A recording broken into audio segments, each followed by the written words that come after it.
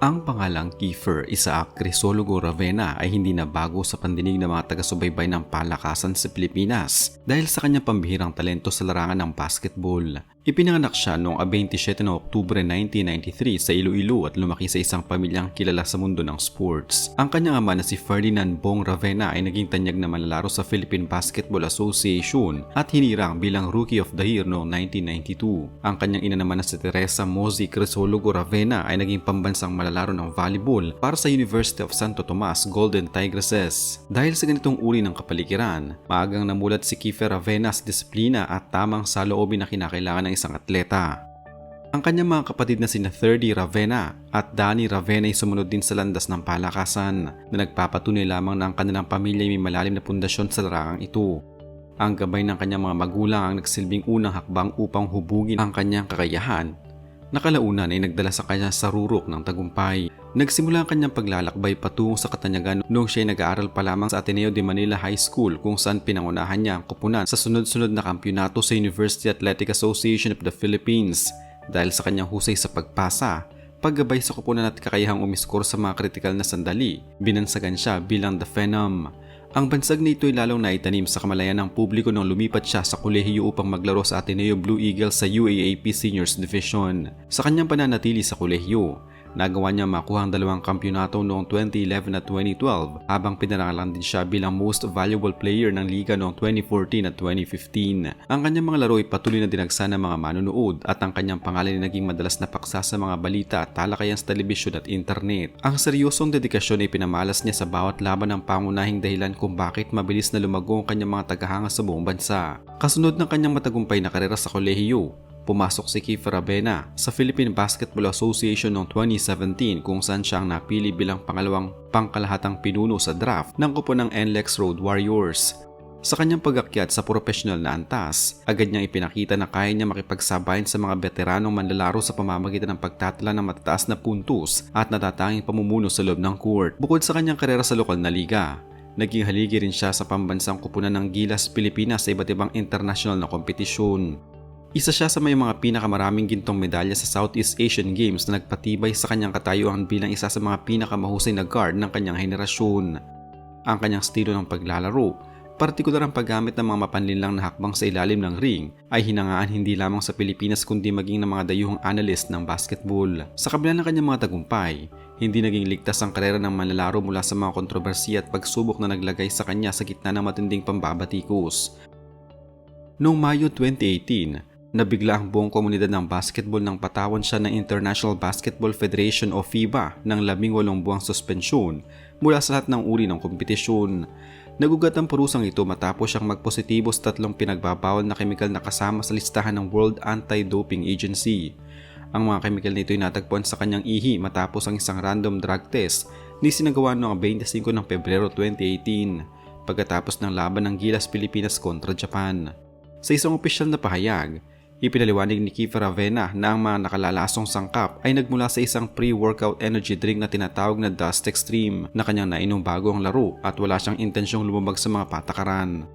Ang suspensyong ito ay nagdulot ng malaking dagok sa kanyang karera dahil hindi siya pinayagang maglaro maging sa PBA, ngunit ginamit niya ang panahong ito upang magmuni-muni at magsanay ng pribado.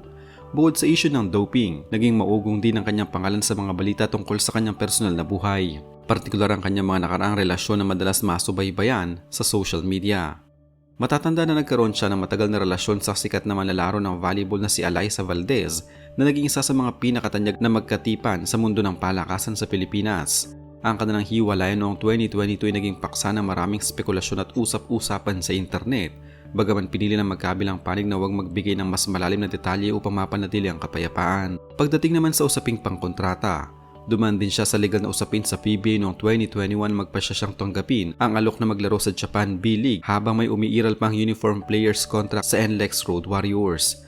Noong unang tinanggihan ng PBA ang kanyang hiling dahil sa mga umiiral na panuntunan ng liga. Ngunit matapos ang mahabang serye ng negosasyon at pag-uusap, pinayagan din siyang umalis sa bansa upang ipagpatuloy ang kanyang pangarap sa ibang bansa.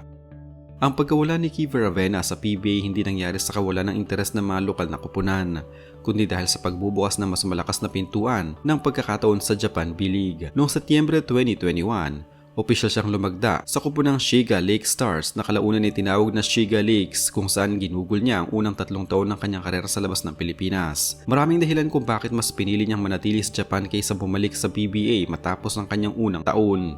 Isa sa mga pangunahing salik dito ay ang sistema ng pasweldo sa Japan B-League na kilalang mas malaki kumpara sa PBA, kung saan may pinatutupad na maximum salary cap para sa mga manlalaro. Bukod sa pinansyal na aspeto, labis ding nagustuhan ng atleta ang profesionalismo ng mga Hapon, ang makabagong pasilidad sa pagsasanay at ang pagkakataon na makaharap ang mga dekalibreng import mula sa iba't ibang panig ng mundo.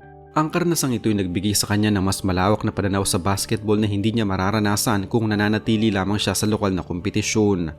Matapos ang kanyang 3 taong pananatili sa Shiga Lakes, lumipat si Kiefer Ravena sa koponang Yokohama B Corsairs para sa 2024 to 2025 season ng Japan B-League upang palitan ang kapwa Pilipinong manlalaro na si Kai Sotto. Sa kanyang paglalaro sa Yokohama, patuloy niyang ipinamalas ang kanyang katatagan bilang isang maasahang point guard sa pamamagitan ng pagtatala ng magagandang statistika sa bawat gamin ng laban. Ang paglipat na ito ay nagpatunay lamang na ang kanyang talento ay patuloy na hinahanap ng mga nangungunang club sa Japan. Ang kanyang kakayahang mamuno sa loob ng court at ang kanyang karanasan sa mga internasyonal na paligsahan ang naging dahilan kung bakit mabilis siyang nakakuha ng tiwala mula sa kanyang mga bagong coach at kasamahan sa koponan. Sa kabila ng mga pisikal na hamon at pinsala na dumating sa isang atleta, napanatili niya ang kanyang mataas na antas ng paglalaro sa buong bansa ng Japan.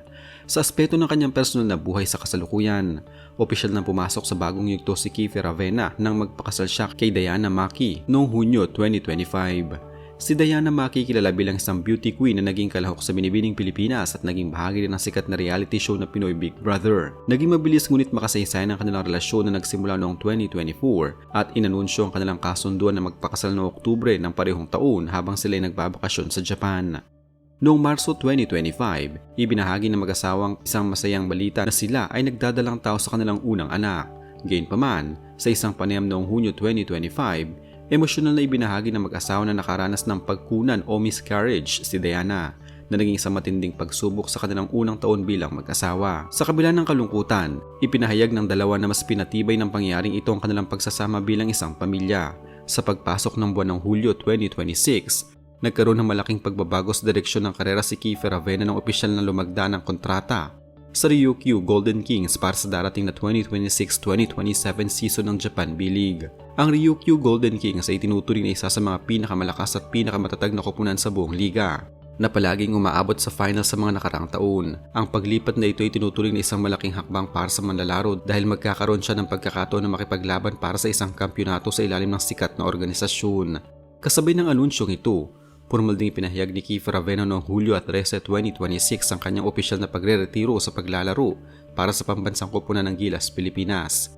Sinabi niya na wala siyang anumang pagsisisi sa kanyang naging serbisyo sa bansa at oras na upang ibigay ang pagkakataon sa mga mas batang manlalaro, habang siya naman ay magiging taga-suporta na lamang mula sa labas ng court. Tungkol naman sa usapin kung may plano pa ba siyang bumalik sa Philippine Basketball Association, sa kasalukuyan nakatutok ang buong pansin ng atleta sa kanyang karera sa Japan B-League lalo na sa kanyang bagong koponan sa Okinawa.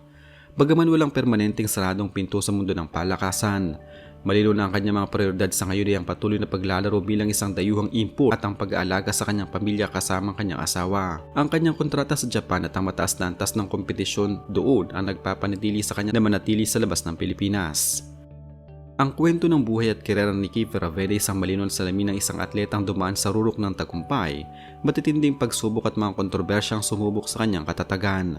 Mula sa kanyang pagsisimula bilang isang kabataang kahanga-hanga sa Ateneo hanggang sa pagiging isa sa mga pangunahing mukha ng mga Pilipinong manlalaro sa Japan, ipinakita niya ang kahalagahan ng patuloy na pag-unlad at pagtanggap sa mga bagong hamon.